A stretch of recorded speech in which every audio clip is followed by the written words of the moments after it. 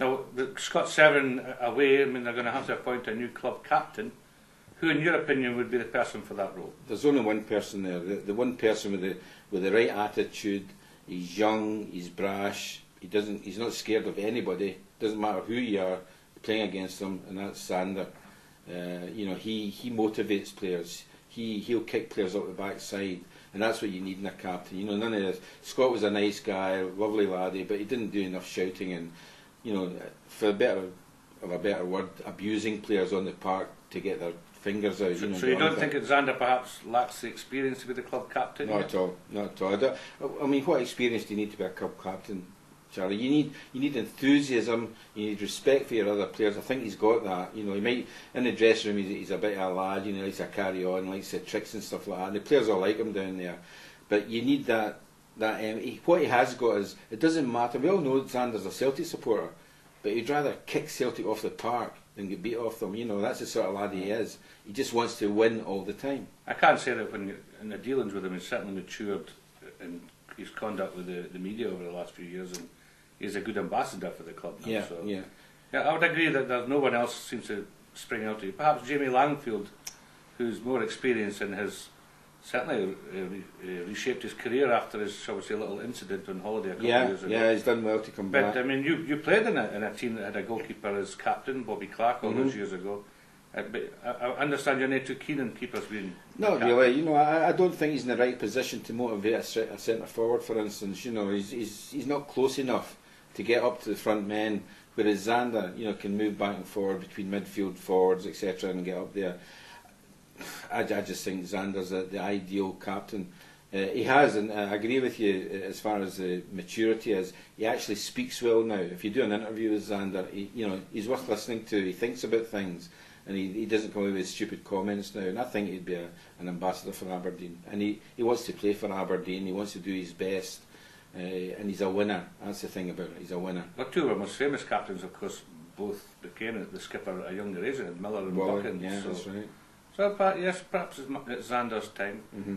Any other areas of the team that you think need to be strengthened that Mark has to sort of focus on? I think we need a natural striker, Charlie. I know, and that's easy saying, but you need somebody that. The amount of times people have said to me, "Do you not put your boots back on?" Aye, right. But that's the sort of thing they're looking for. Somebody that will sit in the box and score goals and take the half chance. We don't have that. Young Chris Maguire's a good player. Lee Miller does a great job. He's not a natural striker. He holds the ball up well. Out of them all, Aluko is a player again. If you play them in the middle, up beside Miller, he's got a good head on him. He reads things, and he's got the ability to pull the ball down the tanner, turn and put it in the net. But if you explain to our viewers what a tanner is. Tanner's a sixpence. It's a wee coin about that size. That's what they always used to say to me. You've got to turn on that tanner and hit the back of the net. But that's the only one that I think is capable. Tommy Wright, for instance, Tommy would do a good job against some of the big teams that have got big defenders at the back, and he'll get in there and mess them about and that. But he's not a natural striker either. In fairness to him, we didn't get the opportunity to see the best of him because of injuries last season. He arrived unfit. Perhaps he might prove you wrong in the coming season if he gets a proper pre-season under. Well, I think I've seen enough of him, Charlie, to think that he won't prove me wrong. I don't think he's a natural finisher. I think he's more a Lee Miller. He'll win the ball in the air. He'll hold the ball up and bring people into the game, which is a good thing for strikers. We had Stevie Archibald did that, and Davy Robb used to do that, and Drew Jarvie used to do that, and I was the one that lived off them, and got the goals. So as far as Wright's concerned, Miller's concerned, they're there for a certain position, and they'll score their fair goals. We don't have anybody that scores 20 goals a season, Charlie, and that's ridiculous. In fairness, we're going to speak about one guy who does cause an argument between you and I quite often, is the Darren Mackey.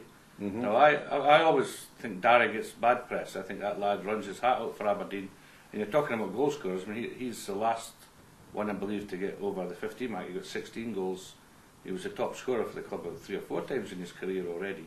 When was that? When was the 16 goals off? A wee while ago now. Yeah, exactly. But how do you think Darren should continue having a big part to play in Mark's plans? I do, but I understand that you don't quite share my enthusiasm for young Mr. I think that the most important thing for Mark McGhee to do when he comes in is to make sure that nobody walks over to their peg and just sits below it, the numbers.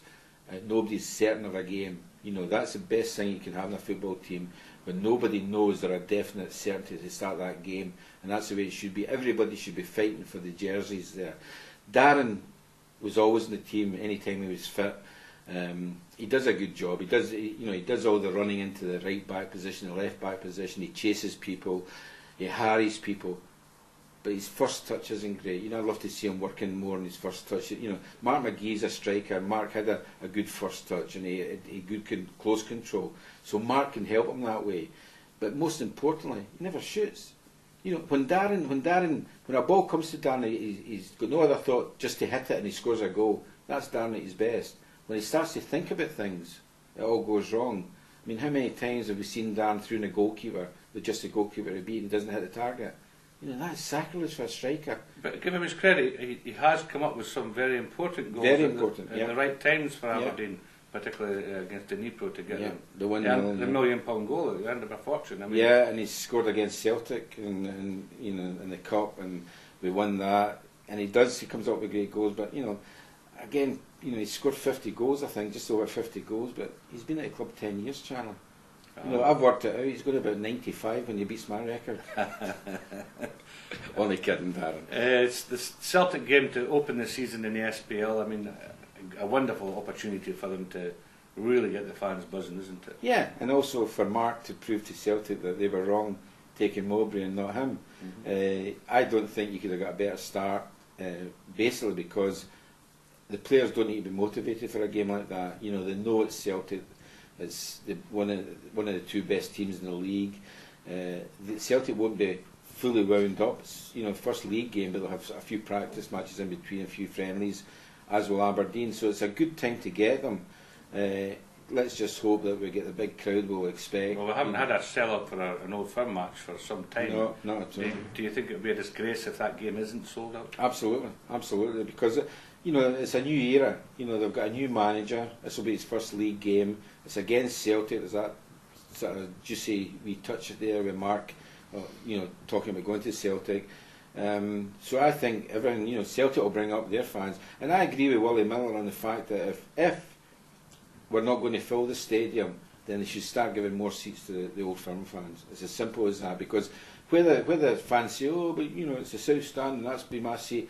At the end of the day, Charlie, another 5,000 or 6,000 crowd from down south will make Aberdeen a lot of money, or make them more money than they're getting. That's controversial. That won't go down well with Aberdeen. Well, it's just the way I feel. You know, either that or we're going to be lingering in the darkness for a long, long time. You know, we need more money into the club.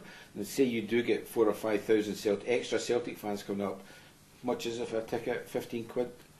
It used to be 20 quid. Start at 20. Yeah, so 4 or 5. So that's another 100,000. Every Old Firm game. I mean, to me, that's sense. That's common sense. And finally, I mean, as we go into a new season, we use the prediction time. I mean, where do you think Aberdeen will finish in the league? I think Mark's got a very, very hard job. I think he's come in to a team that has done well by getting into Europe in the last game of the season, although we struggled for a long time getting there. He's not going to have money to buy players. He's going to struggle with the players he's got. It will take a while for him to bed in with the players, and I think, in saying that, I've looked at the fixtures, and after the Celtic game we've got quite a good run of games, about 4 or 5 games, where really you'd expect Aberdeen to be winning these games. So it'll be up. I think we'll definitely finish in the top 6, but I think we'll struggle for Europe. I mean, I think it's 6 years since Aberdeen won the opening match of the season, which is a weird statistic. I know. If they could get that victory over Celtic, that would be the give the players kick them into give the players that encouragement to go on and do better. You know, and people, as I say, people who thought they were a fixture in the team. You know, Mark McGhee's his own man. The fixture is not there now. You're going to have to play for your position. Everybody will get a chance. And if you're not good enough, or Mark doesn't think you're good enough, or you're not doing a job, you won't be in the team. Thank you very much for your time, Joe. And if you want to hear more of Joe's comments and views, or read more of Joe's comments and views, you can pick up Evening Express every Wednesday, and his exclusive column appears in our newspaper. Thank you. Thank you.